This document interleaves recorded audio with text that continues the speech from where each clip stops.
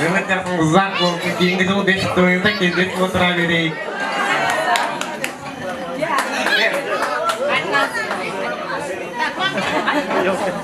Өмірбектің мынау ағам мен жеңгеме арнаған бір сыйлығым бар дейді.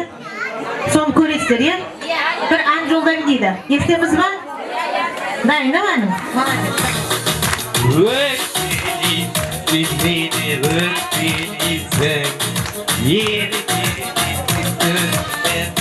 Өтпейсің, Үйсің ғой күлмесің, онда неге бақытым бол дегенде жақсы көрем сені, жақсы көрем жетесіңге келгенде